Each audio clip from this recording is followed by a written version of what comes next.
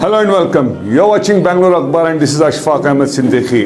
The preamble to the Constitution of India reads, "We the people of India hereby resolve to constitute India into sovereign, socialist and republic country which protects its citizens in different things." However, the reality on the ground is contrary to what we see today. To speak on this issue, we have with us a renowned person. His name is Father Edward Thomas, who's an activist for women, child education, healthcare, and so many. Let's talk to him.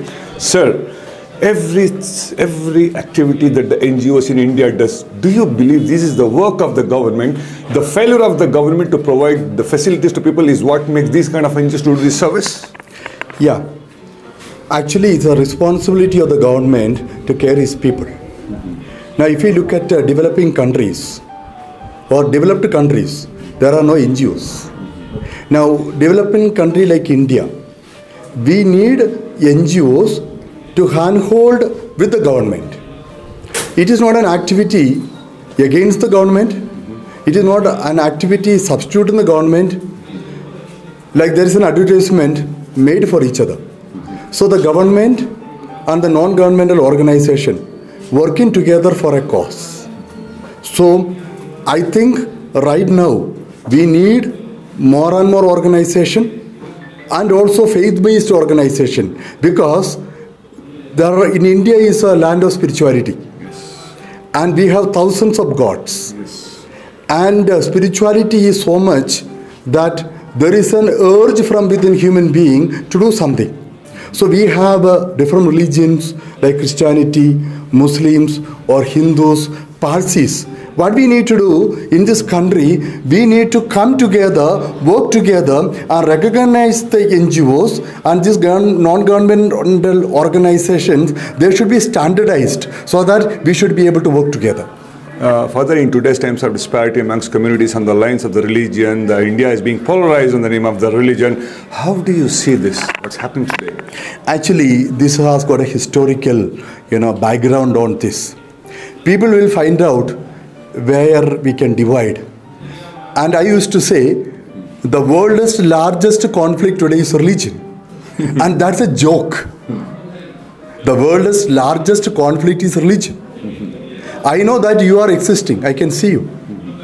A reality which we are not even sure how it is working. But on faith, we believe. But on this reality, human beings are divided and subdivided. And that's not the right thing. So what we need to do is, religion has its place. Above the religion, there is something called spirituality. It is common.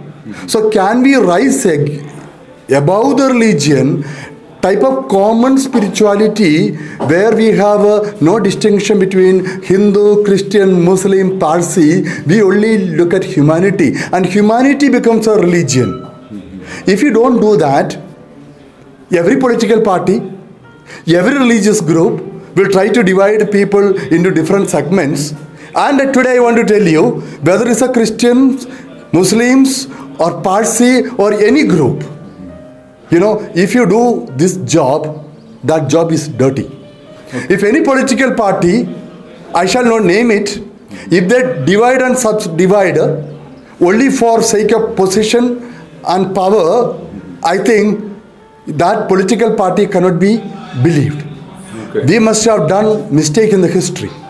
Today we are in the 21st century. Today what we need is dialogue.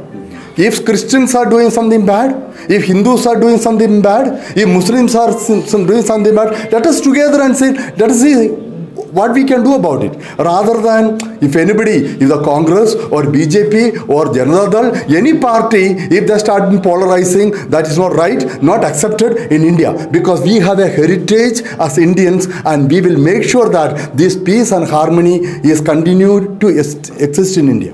Sir, the incidents of mob lynching of Muhammad Akhlaq, the killing of Father Stanley that we have seen, seeing all these things, the government of Karnataka has ordered a probe. They're legislating a bill, drafting a bill to do the survey on the Christianity churches to check the forcible conversions. How do you see this? Even the Archbishop has opposed this. See, regarding the conversion, especially as a Christian point of view, forceful conversion is wrong and not accepted. It is not even, accepted by God. And this can be a greatest sin if somebody force someone else to, fraudulent, ways. If they convert somebody, it is wrong. With your permission, can I stop for the azan for 1 minute if you don't mind? Yes. We have with us Dr. Muhammad Farooq, who works for the downturn of the society. Sir, in today's time, where running NGO itself is so very difficult, how challenging it is to bring the different NGOs under one platform to share your programs for the welfare of the people. Say every work is difficult. Once we make it our mind and our will power is strong, nothing is difficult. So we want to have a platform of NGOs, of Muslim Karnataka NGOs, district NGOs, village NGOs, to bring them in one platform. This is a little bit difficult, but Alhamdulillah, we have succeeded in bringing them to Bangalore and having a 2 days conference, and they are happy, and they have made up their mind that they will do something. So till that, we have brought it. Further, inshallah, along with all the religious leaders like Father Thomas Edward, and other religious, and along with the government, together we can do many things. Father, one last question to you. In spite of these NGOs doing so much of good work to people, some people allege, complain that the government agency discriminatory way because it is being run by a particular community, which is not acceptable to the higher communities. See, the problem today is actually, the history. And the history speaks about different things. For example, if you look at the history, conversions had been there with the Christianity. It has been there in different ways.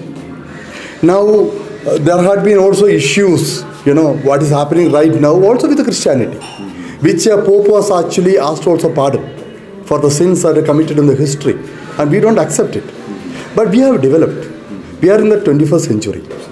And we are talking about computer world, technological world. Right now, we need to think something very differently. If something happens of this sort of discrimination right now in the name of religion, is deplorable. Correct. It is not good. And other day I was talking to someone. If somebody has done something wrong, how to correct him? In the name of God, can you punish him on the road? No. Whether it is done by a Christian, whether it is done by a Muslim, whether done by a Hindu, they don't believe in God. If they believe in God, I'm 100% sure they cannot do this kind of action. So we need to look at the person concerned, what his action, and ask him whether he believes in that God. Otherwise, he is not godly person. No, he is only looking for power. Thank you. Sir, to bring in the change in the society, what we are seeing, the polarization across the community lines and everything, how important is education in today's world, particularly for women and young women children? See, not only today's world, it has been from the beginning. Okay, every child has to get education. Without education, is no point in living. So, today, due to all these problems, due to the poverty, everything, the community of, especially our community, has gone behind. So it is the responsibility of all the leaders of the community and the business people. They have to come forward and make institutions, good colleges, good schools, good hospitals, good institution like old age home, yes. Blind school, physically challenged, all these things are required. So, especially in our community, we are lacking these institutions. So, we have to come forward and start these kind of institutions, good institution for the children's, skill development institutions, everything is required. So, let us start today, at least for the coming generation, where we can make something. Thank you. So educate, empower and transform is the need of the earth for the prosperity of our country, because we believe mazhab nahi sikhata, aapas mein bair rakhna, Hindi hai hum watan hai, Hindustan hamara. Keep watching Bangalore Akhbar. This is Ashfaq Ahmed Siddiqui. Jai Hind.